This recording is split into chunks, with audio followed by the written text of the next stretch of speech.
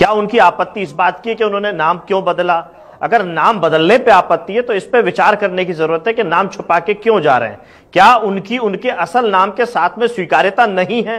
विरोध हो जाएगा। जैसे इंदौर में एक व्यक्ति ने गरबा का आयोजन किया और केवल उसके मुस्लिम धर्म होने के कारण उसकी अनुमति गरबे के आयोजन की निरस्त कर दी गई कि मुस्लिम व्यक्ति कोई भी अगर गरबा आयोजन में, जबकि वो 20 साल 25 साल से गरबा का आयोजन हो रहा था, तो अगर इस कारण से या अगर कोई मुस्लिम समुदाय का व्यक्ति अगर गरबा में शामिल हो जाएगा तो वो हमारे समाज विरोधी काम करेगा, हम उसको अस्वीकार करते हैं। इस कारण से अगर उसको नाम छुपाने की आवश्यकता पड़ रही है तो ये हमको सोचना पड़ेगा कि हम क्या प्रतिबंध लगा रहे हैं दूसरे लोगों पे, दूसरे धर्म के लोगों को, और हम अपने धर्म को क्या छोटा करना चाहते हैं कि वहां अगर कोई आ जाएगा तो हमारी धार्मिक आस्था आहत हो जाएगी या हमारे धर्म को कोई खतरा पैदा हो जाएगा। एक बात। दूसरी बात, जो पहचान छुपा के आ रहा है उसकी पहचान छुपाने के पीछे उद्देश्य क्या है? क्या केवल नाम बदल लेने से लव जिहाद हो जाएगा या लोग कुछ और करने लगेंगे? जिस तरीके से अभी सारी चीजें चल रही हैं, जितने गरबा उत्सवों में कार्यक्रम चल रहे हैं, क्या हम इस बात को भूल जाएं कि मुस्लिम धर्म की बात से क्या महिलाओं के साथ छेड़छाड़ की व्यवस्थाएं नहीं ज्यादा बिगड़ गई हैं? छोटी छोटी बच्चियों के साथ में क्या घटनाएं नहीं घट रही हैं? इसको केवल गरबा तक अगर हम सीमित करते हैं तो बड़ा दिक्कत है। और अगर हम अपने इतिहास में जाएं, हम धर्म की बात करें, संस्कृति की बात करें, तो गरबा का जो पूरा व्यवस्था है यह गुजरात के एक छोटे से ग्रामीण क्षेत्र से निकली हुई व्यवस्था है, जहां मां दुर्गा देवी की आस्था का विषय था। देवी रूप में हमारी महिलाएं उनकी पूजा करती थीं, उसमें उनकी आराधना करने के लिए एक शक्ति का प्रतीक, एक अपना आराध्य प्रस्तुत करने का एक कार्यक्रम था, जिसको हमने डीजे व्यवस्था में लेकर के आ गए, तेज आवाज में, ध्वनि के साथ में, और बड़ा एक आयोजन, बड़ी एक व्यवस्था, एक बड़ा व्यक्ति आएगा पंडाल के अंदर, वो हीरो होगा या कोई बड़ा सिंगर होगा, वो गाना गाएगा। तो धार्मिक रूप की अगर व्यवस्था हम खुद बिगाड़ रहे हैं, उसका मूल स्वरूप के साथ हम खुद छेड़छाड़ कर रहे हैं और फिर हम दोष दें किसी और को, तो ये व्यवस्था तो हम खुद देख रहे हैं ना। आप अगर वोटिंग करा लेंगे या लोगों से, जैसा अभी मैं आपके टीवी चैनल में भी देख रहा, अधिकांश लोगों ने इसके फुहड़पन पे आपत्ति लगाई है। जो ये धार्मिक का कार्यक्रम ना होते हुए एक फुहड़पन का कार्यक्रम हो गया है, उस पर प्रतिबंध लगाने की ज्यादातर लोग बात कर रहे हैं। अच्छे घर के लोग, सांस्कृतिक घर के लोग अपने घर की महिलाएं और बच्चों को ले जाना पसंद नहीं करते। जिस तरीके का स्वरूप वहां दिखने लगा है, बिल्कुल ऐसा नहीं लगता कि कोई धार्मिक कार्यक्रम आयोजित हो रहा है। आप चाहे वीडियो किसी भी कार्यक्रम के देख लें। मैंने दोनों बातें कही जी कि नाम बदलने की आवश्यकता क्या पड़ रही है, क्या वो सही तरीके से आना चाह रहा है, क्या हम उसको वातावरण नहीं दे पा रहे सही व्यक्ति को भी, और ये जो वातावरण दूषित करने वाले लोग हैं, वो चाहे हिंदू हो चाहे मुसलमान हो, वातावरण जो दूषित कर रहे हैं, जो धार्मिक आयोजन को फुहड़पन की तरफ ले जा रहे हैं, उस पर आपत्ति तो सभी लोग रख रहे हैं। आप ही ने अभी तमाम दर्शकों से बातचीत कराई, आप ही के टीवी के कार्यक्रम में देखा। दूसरे 2-3 उदाहरण और मैं देना चाहता हूं।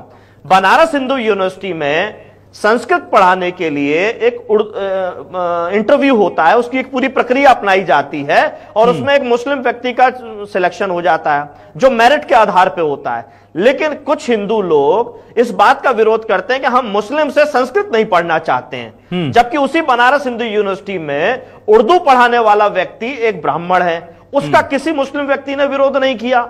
तो ये जो जिस तरीके का वातावरण निर्मित किया जा रहा है, चाहे वो शिक्षा के क्षेत्र में हो, चाहे धार्मिक क्रिया में हो, चाहे आम जनजीवन में हो, या ठीक है, मैं जरा अजय जी के पास जा रही है, ये बड़ा विरोधाभासी है। इसमें अजय जी के पास आऊंगा आपके पास। अगर किसी की मंशा अपराधी प्रवृत्ति की, ठीक है यश जी आपके पास आऊंगा, कठोर कार्रवाई होनी चाहिए। ठीक है अभिलाष जी, देश में हमारी जो पहचान है, जो तमाम अलग अलग संस्कृति हैं, उनका गुलदस्ता बना करके जो भारत बना है, उसमें स्वागत किया जाता है सभी का। अभी भारतीय जनता पार्टी के साथी कह रहे थे कि दूसरे धार्मिक कार्यक्रमों में आप आने देंगे।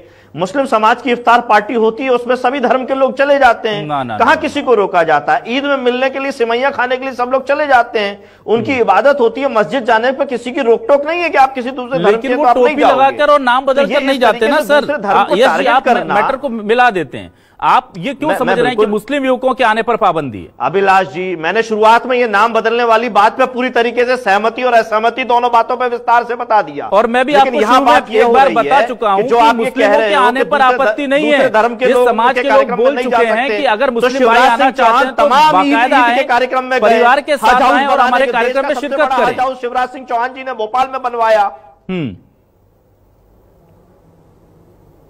अभिलाष जी, मैंने ये बात कही ना, नाम बदलने के दो कारण हो सकते हैं। या तो वो सही नाम के साथ जाएंगे तो एक डर का माहौल जो बनाया जाएगा, जैसे मैंने उदाहरण दिया कि इंदौर में जो गरबा का आयोजन एक मुस्लिम समाज के व्यक्ति ने किया, जो 20 साल से चल रहा था गरबा का आयोजन, उसकी अनुमति केवल इसीलिए निरस्त कर दी कि वो मुस्लिम समाज का व्यक्ति आयोजक था।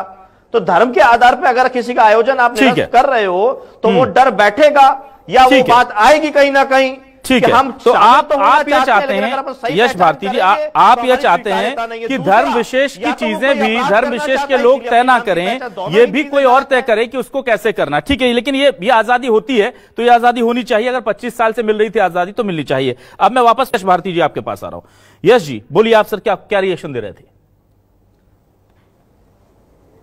अभिलाष जी, दो बातें हैं। आपने भारतीय जनता पार्टी के प्रतिनिधि से यहां पूछा कि प्रशासन ने उस पर कार्रवाई कर ले। मोहन यादव जी ने, जो मुख्यमंत्री हैं मध्य प्रदेश के, ध्वनि प्रदूषण को लेकर के स्पष्ट निर्देश देके रखे हुए हैं। सुप्रीम कोर्ट की गाइडलाइन है कि 10 बजे के बाद किसी तरीके का ध्वनि तंत्र नहीं चलना चाहिए। उस ध्वनि की बातों के लिए मुख्यमंत्री की बात मध्य प्रदेश में नहीं मानी जा रही, सुप्रीम कोर्ट की बात नहीं मानी जा रही, केवल धर्म की आड़ लेकर के। और ये फुगड़पन जो चलाया जा रहा है, ये धर्म की आड़ में चलाया जा रहा है। और इसके मूल चरित्र में जाएंगे, जितने आयोजक हैं, जितने 99% आयोजक भारतीय जनता पार्टी से संबंधित लोग निकलेंगे।